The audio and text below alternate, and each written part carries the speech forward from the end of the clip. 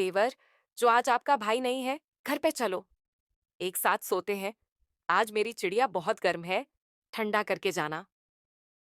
बहुत दिन हो गया, तुम्हारा भैया मेरे चिड़िया को शांत नहीं कर पा रहे। मायके जाने का मन बना लिया। वह मुझे भी अपने साथ ले जाएगी। ये सोचकर मैं मन ही मन खुश हो रही थी। लेकिन वह मुझे अपने साथ नहीं ले गई। मम्मी पापा से यह बोलकर अकेली ही चली गई कि मैं मायके जा रही हूँ। माँ की तबीयत खराब है। मैं 2 दिन के बाद खुद ही आ जाऊंगी। पापा ये सुनकर बहुत ही खुश हुए। उनका रिश्ता भी अजीब था। मम्मी घर पर होती तो पापा बाहर होते, और पापा घर पर होते तो मम्मी बाहर होती। मुझ पर क्या बीत रही है, इससे उन दोनों को कोई मतलब नहीं था। वैसे मैं भी इसकी आदी हो गई थी। आदी क्या हो गई थी, अपने आप को समझा लिया था। हाँ, इतना तो जरूर था कि मेरी नजरों में पापा की छवि मम्मी की छवि से कुछ अच्छी थी। अच्छी क्या, पापा के बारे में मैं कुछ जानती ही नहीं थी। पति पत्नी के बीच की बढ़ती दूरियां बच्चों के लिए कितनी खतरनाक होती हैं, इसका एहसास मुझे अब हो रहा था। मैं एकदम ही अकेली पड़ गई थी। आज मैं दोपहर में ही स्कूल से घर लौट आई। दरवाजा खुला हुआ ही था। हाथ में फाइल लिए मैं बरामदे में आई तो जनानी आवाज सुनकर चौंक गई। अगले पल ही मैं इस सोच में पड़ गई, मम्मी आज मायके सुबह ही चली गई। ये पापा के बेडरूम में कौन औरत है?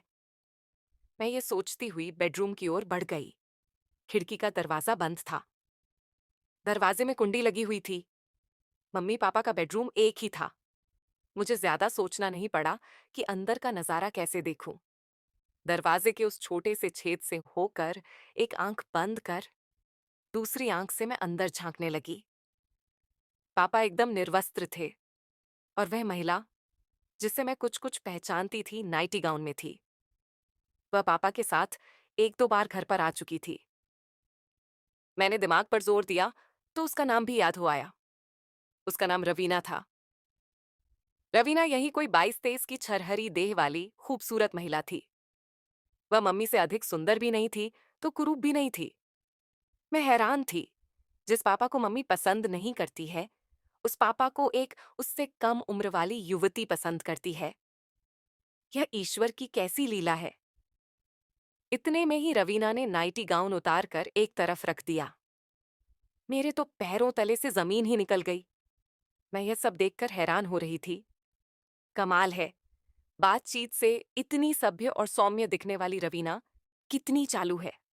मेरी माँ भी तो रवीना की तरह ही सौम्य और सीधी सादी लगती है, लेकिन इस मामले में कितनी शातिर है। मैं तो एक शातिर और बदचलन स्त्री पुरुष की संतान हूँ। मेरा भविष्य कैसा होगा? तभी रवीना ने पापा की दाईं जांघ पर कसकर चिकोटी काट दी। लेकिन वह जरा सा भी गुस्सा नहीं हुए, बल्कि उसे और प्यार से अपनी गोद में बिठा लिया। मुझे आज भी याद था, एक बार मैंने पापा को गुदगुदी कर दी थी तो उन्होंने मेरे गाल पर एक थप्पड़ धर दिया था। मुझे बदतमीजी पसंद नहीं। मैं गाल सहलाती ही रह गई थी। और आज पापा रवीना की बदतमीजियों पर कोई ध्यान न दे रहे थे। मैं अगले पल ही बुदबुदा पड़ी, क्या व्यक्ति ऐसे नाजुक क्षणों में इतना संवेदन शून्य और सुन्न सा पड़ जाता है कि दांतों और नाखूनों के वार को भी महसूस नहीं कर पाता है? यहीं से मेरे के किसी कोने में गंदी चीजों को भोगने की इच्छा ने करवट लेनी शुरू कर दी। मैं शारीर की खुशी के इस अलौकिक और आश्चर्यजनक पहलू को पकड़ने की कोशिश करने लगी, पीछे चला गया। इसी बीच पापा ने रवीना को घूरते हुए कहा, तुम सचमुच ही मुझे बहुत ही आनंद देती हो। मेरी पत्नी तो मुझे पसंद ही नहीं करती है। वह कहती है कि तुम 3-3 दिन तक दाढ़ी ही नहीं बनाते हो। तुझसे बात कौन करेगा? तुम्हारी दाढ़ी कांटों की तरह मेरे गालों पर चुभती है। रवीना, दाढ़ी तो मेरी आज भी बढ़ी हुई है। क्या तुम भी मेरी दाढ़ी से परहेज करती हो? पापा के यह कहते ही रवीना हंसने लगी। डार्लिंग, तुम्हारी पत्नी औरत है या कोई मोम की गुड़िया? भला पुरुष की दाढ़ी की चुभन भी कहीं स्त्री को पीड़ा पहुंचाती है। स्त्री को पीड़ा तो तब पहुंचती है जब पुरुष बीच में ही साथ छोड़ जाता है। क्या तुम्हें नहीं पता, आत्मा शांति में नोच खरोच का कितना महत्व है? दाढ़ी नोच खरोच का ही तो काम करती है। ईश्वर ने कुछ सोच समझकर ही पुरुष को दाढ़ी दी है। सच तो यह है कि मैं तुम्हें तुम्हारी दाढ़ी से ही पसंद करती हूँ।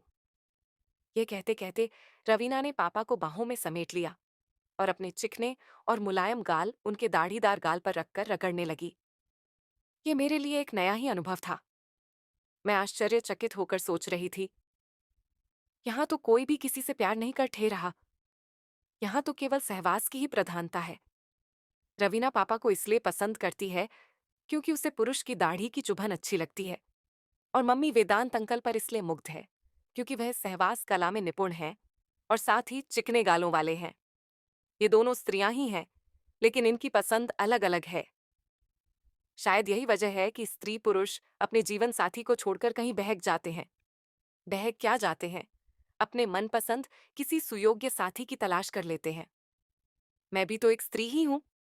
क्या मेरी पसंद अपने विचारों के अनुकूल पुरुष की नहीं है? क्या अपनी पसंद की चीज को ढूंढना या पाना गलत है?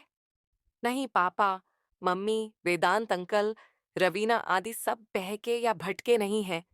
इन्होंने तो अपनी अपनी पसंद को हासिल किया है। इसी मध्यांतर मैंने देखा, पापा रवीना की देह पर झुकते जा रहे हैं और उनके होंठ रवीना के होंठों को चूमने के लिए मचल रहे हैं। मैंने अगले पल ही अपनी दोनों हथेलियों से आंखें ढक लीं और मन ही मन सोचने भी लगी, यह कैसी आग है जो स्त्री को पुरुष दर पुरुष और पुरुष को स्त्री दर स्त्री भटकने पर मजबूर कर देती है। पुरुष की बाहों का पहला पहला स्पर्श कैसा होता होगा? पुरुष के संसर्ग में कभी नहीं आने वाली एक स्त्री पुरुष की बाहों के स्पर्श मात्र से ही कितनी रोमांचित हो उठती होगी। मैं यह जानने की कोशिश करते करते पसीने से तरबतर हो गई। मैंने देखा, मेरे हाथ के पसीने से फाइल भीग गई है और मेरे स्तनों से फूट आए पसीने ने मेरे बनियान को भिगो दिया है। मेरे हाथ अनायास ही मेरी जांघों पर चले गए। मेरी चड्डी भी पसीने से भीग गई थी। मुझे लगा मेरे भीतर भी कुछ कुछ हो रहा है। मैं वहां से सीधे अपने कमरे में चली आई। मुझे अच्छे बुरे का ज्ञान हो गया था। मेरे होंठों से अनायास ही बोल फट पड़े। अब स्थिति मेरे सामने बिल्कुल ही स्पष्ट है। न तो मम्मी दोषी है और न ही पापा दोषी हैं। चरित्रहीन कोई नहीं है। एक दूसरे के प्रति अरुचि, नापसंदगी और परिस्थिति जन्य लाचारी ने ही दूसरे से संबंध बनाने के लिए मजबूर किया है। जो लोग इन बातों को नहीं समझते, वे ही ऐसे संबंधों को गलत मानते हैं। मैं मम्मी को भी जानती हूँ और पापा को भी जानती हूँ। मुझे अच्छी तरह से याद है, मम्मी पहले ऐसी नहीं थी। देह बेचना उसका धंधा नहीं है। वेदांत अंकल से वह पैसे नहीं ऐंठती है। उसे तो यौनानंद का सुख चाहिए, जो पापा नहीं दे सकते, क्योंकि पापा तो रवीना पर मुग्ध हैं। जब प्रकृति के सारे कार्य समय से होते हैं, तो फिर मनुष्य किसी का इंतजार कब तक करेगा? मम्मी जवान है, उसे इंद्रिय सुख चाहिए ही चाहिए। किसी को बदचलन या चरित्रहीन कहना जितना आसान है, उसको समझना उतना ही कठिन है। एक पुरुष की बाहों से दूसरे पुरुष की बाहों में जाने का सफर कितना दुष्कर होता है। भले ही सहवास के सुखों में वृद्धि हो जाती हो, पर क्या शुरू शुरू में दूसरे पुरुष तक पहुंचने में तकलीफ नहीं होती होगी? कितना अपमानित होना पड़ता होगा। मम्मी पापा को नजरअंदाज शुरू से ही करती आ रही है। आखिर कब तक वह अपने प्रति उसकी उदासीनता को ओढ़े रहते? कभी ना कभी तो किसी न किसी से तो उन्हें जुड़ना ही था। मैं रवीना की शुक्रगुजार हूं कि उसने पापा को समझा है, और मैं वेदांत अंकल की भी शुक्रगुजार हूं, जिसने मम्मी की पीड़ा को और बढ़ने नहीं दिया है। अगर पापा के जीवन में रवीना नहीं आई होती और मम्मी के जीवन में वेदांत अंकल नहीं आए होते, तो क्या ये दोनों दिमागी रूप से पागल नहीं हो गए होते?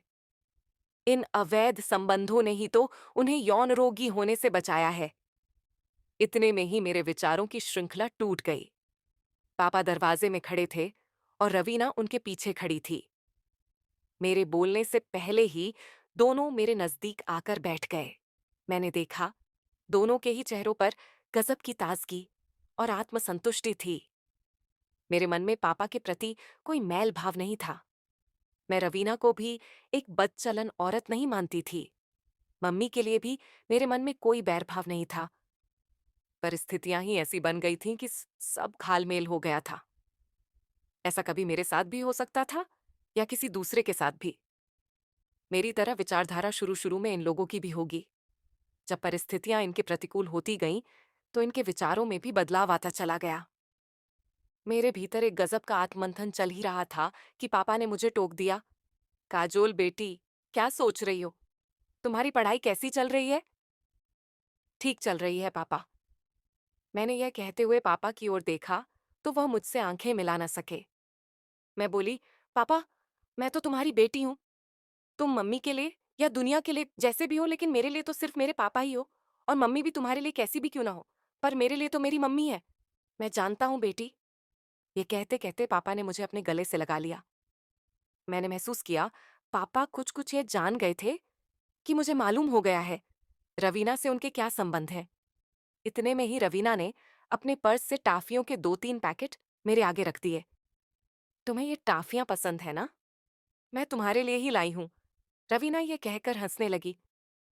मैं सोच रही थी, अब मैं इस प्यार और लगाव को क्या कहूं? कैसे ये कह दूं कि रवीना बदचलन है या वेदांत अंकल चरित्रहीन है? मुझे एक साथ इतने सारे लोग प्यार करने वाले मिले हैं। मेरे लिए तो सभी अच्छे हैं। बुरे तो तब होते जब वे एक दूसरे को ब्लैकमेल करते या ठगते लूटते। वे तो जिंदगी को जी रहे हैं, वह भी बड़े ही सलीके से। मम्मी पापा के साथ रह भी रही है और अपने तरीके से जी भी रही है। पापा भी मम्मी के साथ रह रहे। दोस्तों, कहानी पसंद आई है तो चैनल को सब्सक्राइब कर लेना।